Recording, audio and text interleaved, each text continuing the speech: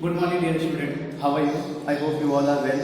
Today we are going to start our first chapter of science of A standard, and the name of the topic is living world and classification of microbes. Now let us understand first what is the meaning of living world. Living world का मतलब क्या है?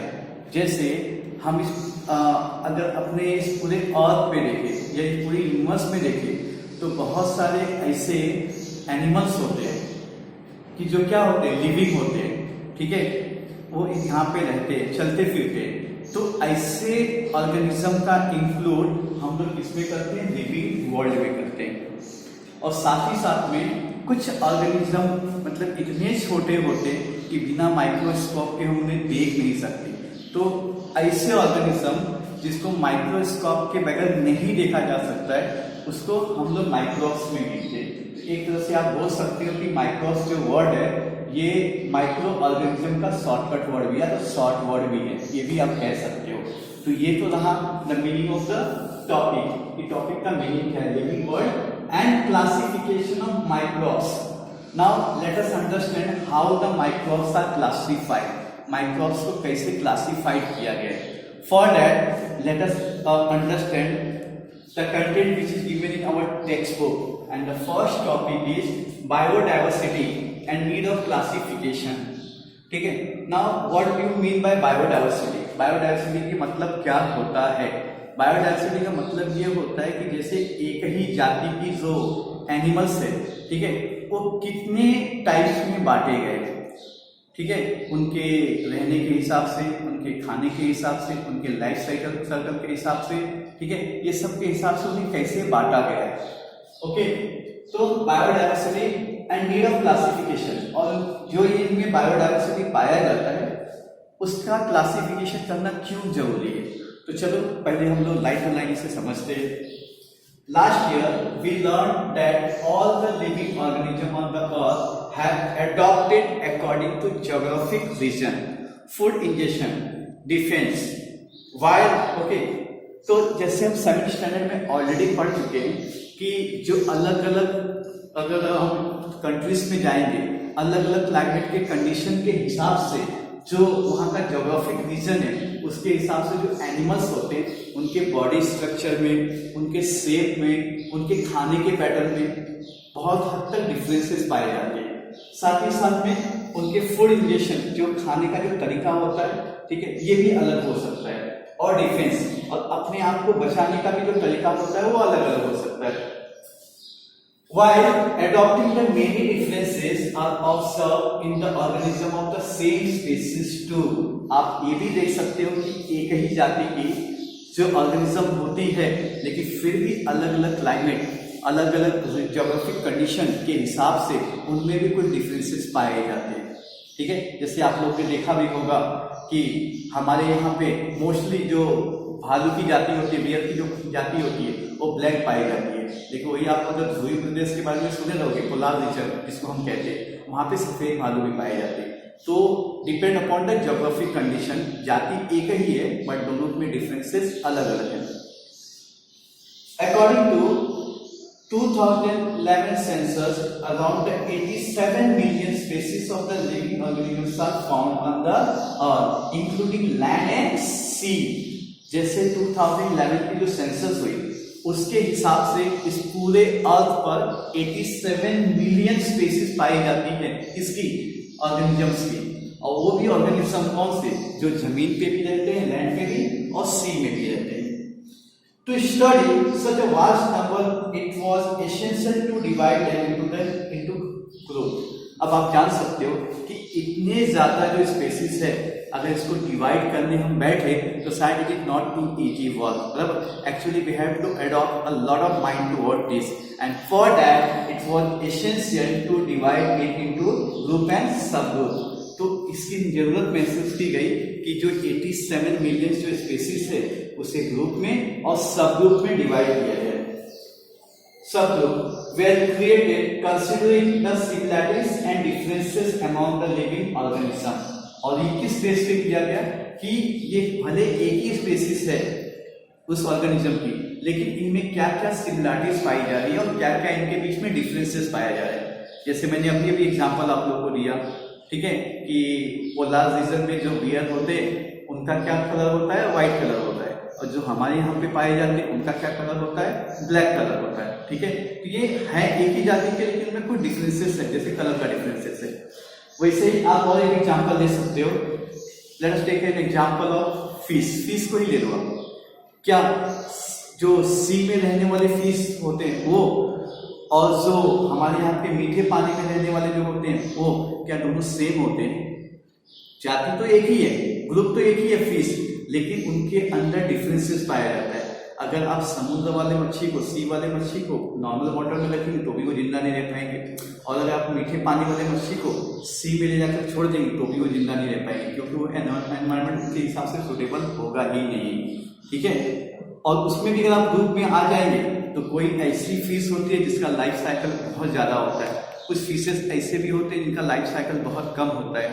और अगर हम differences सोचे तो कुछ ऐसे भी फिश होते हैं जो उनके पर होते हैं उसका इस्तेमाल वो लोग अपने डिफेंस के लिए करते हैं। जैसे आप लोगों ने मंगोल मच्छी सुना होगा, सिंगी मच्छी सुना होगा, अगर हम उन्हें हाथ लगाते हैं तो वो अपने बचाव के लिए हमारे पे अटैक करते हैं।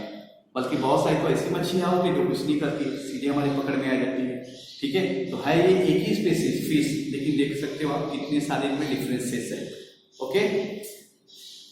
तो this process of dividing the living organism into group and sub group, जैसे मैंने एग्जांपल दिया, इस ऑर्गेनिज्म को ग्रुप और सब ग्रुप में जो हम डिवाइड करते हैं group is called biological classification. इसे हम क्या कहते हैं? बायोलॉजिकल क्लासिफिकेशन कहते हैं। अब सवाल ये उठता है कि इतने जो ज्यादा स्पेसीज है 87 मिलियन, ठीक है, इसे बांटना कोई इतना आसान काम नहीं है। फिर भी एक जो साइंटिस्ट थे अमेरिका के इकोलॉजिस्ट भी थे, वो देखो रॉबर्ट हार्डिंग विटेकर, जो कब से कब के पीरियड में थे, 1920 से 1980 के दरमियान थे, was an American ecologist and in 1969 he divided the living organism into 5 groups. उन्होंने क्या किया? लिविंग ऑर्गेनिज्म को 5 ग्रुप्स में डिवाइड किया, which are as follows, जैसे दिया गया। For this classification, Whittaker consider the following criteria। तो उन्होंने लिविंग ऑर्गेनिज्म को क्लासिफाई करने के लिए ये 5 क्राइटेरिया दिया, जिसके हिसाब से उन्होंने 5 ग्रुप में डिवाइड किया था। आप यहाँ देख सकते हो, यहाँ पे मैंने डायग्राम इसका ऑलरेडी चार्ट बना के रखा है। देखो लिविंग ऑर्गेनिज्म को उन्होंने पहले 2 पार्ट में डिवाइड किया। पहला है प्रोकैरियोटिक्स और दूसरा है यूरोकैरियोटिक्स। देखो पहला है प्रोकैरियोटिक्स में जो यूनिसेलुलर होते हैं, और यूनिसेलुलर को उन्होंने यहाँ इसको नाम दिया किंगडम 1। किंगडम 1 में जितने भी मोनेरा मतलब ग्रुप के हैं स्पेसीज, इसको उन्होंने इंक्लूड किया। तो my dear student, about this we are going to learn in detailing next time in the next part, okay. Today it is just an introduction. दूसरा उन्होंने इसे ग्रुप में बांटा यूरोकैरियोटिक्स। अब इन दोनों को भी हम समझ लेते हैं दोनों है क्या। प्रोकैरियोटिक्स, आप जानते हो कि जो सेल होता है, बॉडी का जो सेल होता है उसके अंदर न्यूक्लियस होता है। तो प्रोकैरियोटिक्स मतलब एक ऐसा ऑर्गेनिज्म है जिसके अंदर न्यूक्लियस वेल डेवलप नहीं होता है, जबकि यूरोकैरियोटिक्स में जो सेल न्यूक्लियस होता है वो क्या होता है? वेल डेवलप होता है, ठीक है। ये दोनों के बीच में क्या है? मेजर डिफरेंस है। फिर से समझ लेते हैं। इसमें जो सेल न्यूक्लियस होता है वो वेल डेवलप नहीं होता है, और इसमें जो सेल न्यूक्लियस होता है वो क्या होता है? वेल डेवलप होता है। इसलिए इसे यूनिसेलुलर में रखा गया है। और यूरोकैरियोट्स ये 2 पार्ट में हो सकता है, यूनिसेलुलर भी हो सकता है और मल्टीसेलुलर भी हो सकता है। अब देखिए ये हो गया आपका किंगडम 1, जो 5 पार्ट में उन्होंने डिवाइड किया था। यहाँ मैंने आपको बताया 5 ग्रुप में जो डिवाइड किया गया था। फर्स्ट उन्होंने नाम दिया किंगडम 1, जिसमें उन्होंने मोनेरा ऑर्गेनिजम्स को यहाँ पे उन्होंने इंक्लूड किया।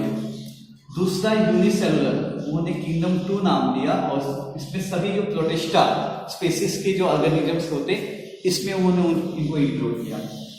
और इसके बाद जो यूकैरियोट्स का जो दूसरा पार्ट है, यूनिसेलुलर फर्स्ट और दूसरा है मल्टीसेलुलर, इसको उन्होंने 3 पार्ट में डिवाइड किया।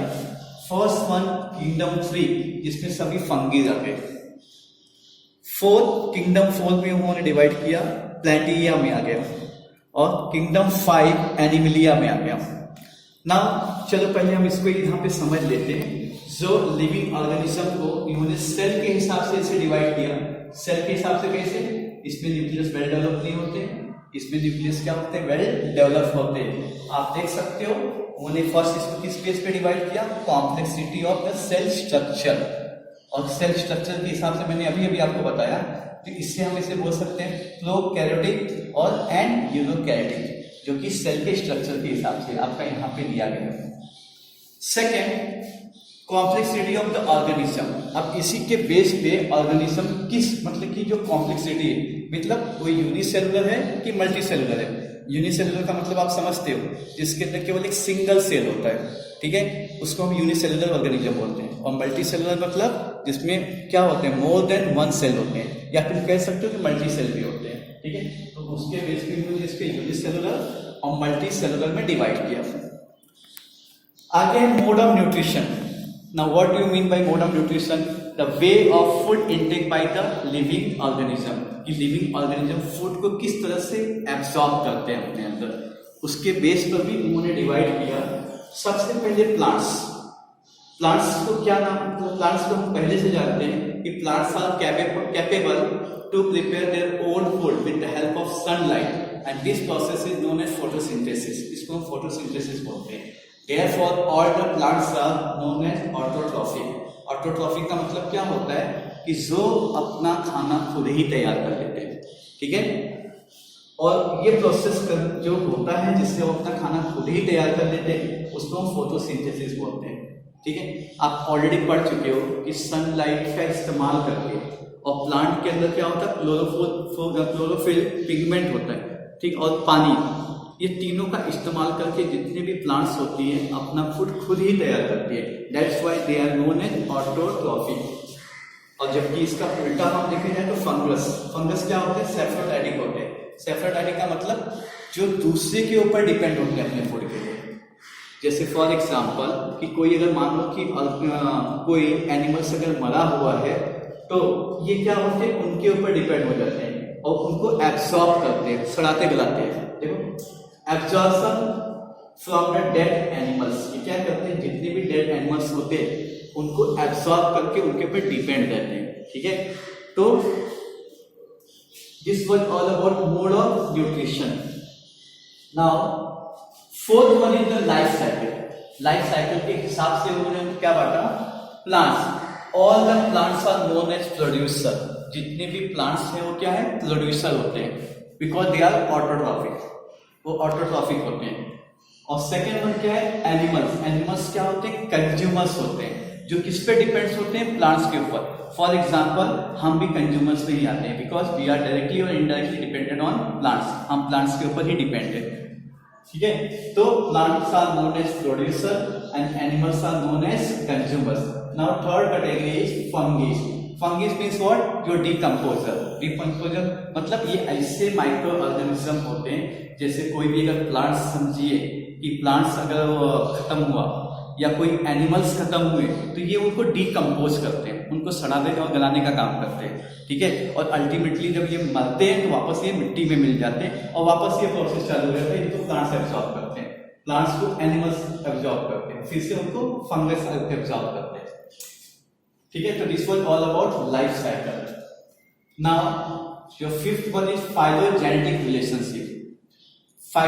फाइलोजेनेटिक रिलेशनशिप क्या होता है? कि यहाँ पे कुछ प्रोकैरियोटिक्स ऐसे भी ऑर्गेनिज्म होते हैं जो यूकैरियोटिक्स में कन्वर्ट हो सकते हैं, और कुछ यूनिसेलुलर भी ऐसे ऑर्गेनिज्म होते हैं जो मल्टी सेलुलर ऑर्गेनिज्म में कन्वर्ट हो सकते हैं, ठीक है। तो ये 5 बेस पे उन्होंने क्या किया?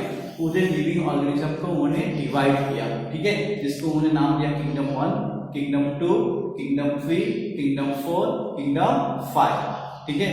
तो हम लोग ने आज केवल इस पार्ट में इस पूरे चैप्टर का इंट्रोडक्शन हम लोग ने पढ़ा और समझा, ठीक है। इन सारी चीजों के बारे में हम अपने नेक्स्ट पार्ट में डिटेल में समझेंगे, ठीक है। तो अभी के लिए इतना ही। Thank you very much, bye.